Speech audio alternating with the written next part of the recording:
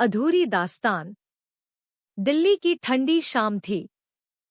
भीड़ भाड़ वाली मेट्रो स्टेशन पर लोग जल्दी जल्दी अपने अपने घर जाने की होड़ में थे।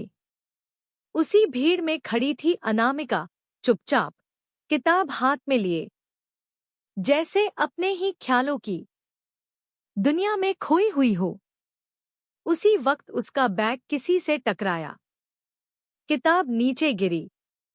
झुककर उसे उठाने वाला चेहरा अनजाना था, मगर उसकी आंखों में अजीब सी सच्चाई थी।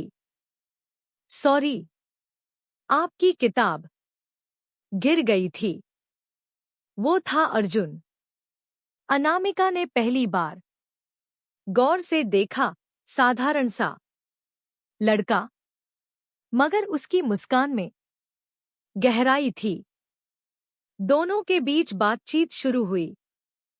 पहले हल्की फुल्की बातें, फिर धीरे धीरे उन खामोशियों में भी जुड़ाव होने लगा। दिन बीतते गए।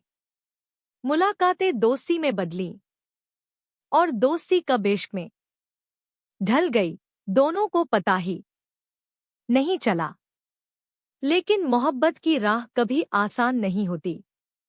अनामिका की जिंदगी में एक अतीत था जिसे उसने किसी से साझा नहीं किया था, और अर्जुन के परिवार की अपनी उम्मीदें और बंदिशें थी।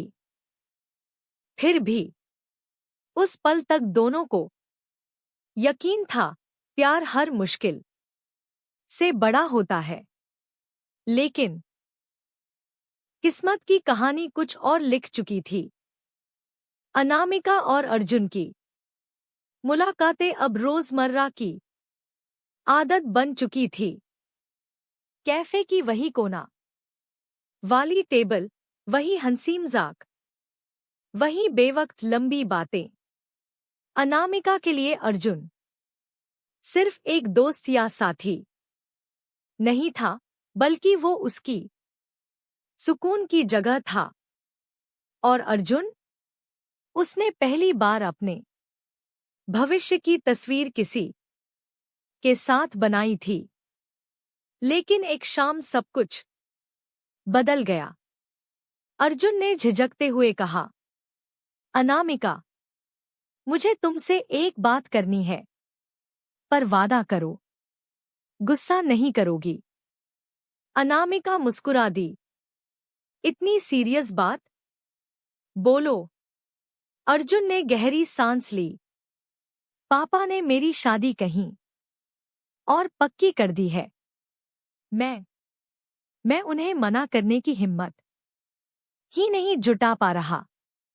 वो शब्द सुनते ही अनामिका के चेहरे का रंग उड़ गया, जैसे अचानक किसी ने उसकी दुनिया से सारी आवाजें खींच ली हों।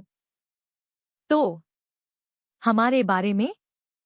उसकी आवाज कांप रही थी। अर्जुन ने उसकी आंखों में देखते हुए कहा, मेरे दिल में हमेशा सिर्फ तुम रहोगी, अनामिका। लेकिन हकीकत यह है कि मैं तुम्हें अपनी जिंदगी में जगह नहीं दे पाऊंगा। मैं कमजोर पड़ गया। उस रात अनामिका देर तक बारिश में खड़ी रही। आंसू और बारिश का फर्क समझ ही नहीं पा रही थी। गूंज रहा था, अगर मोहब्बत इतनी सच्ची थी तो इतनी अधूरी क्यों रही?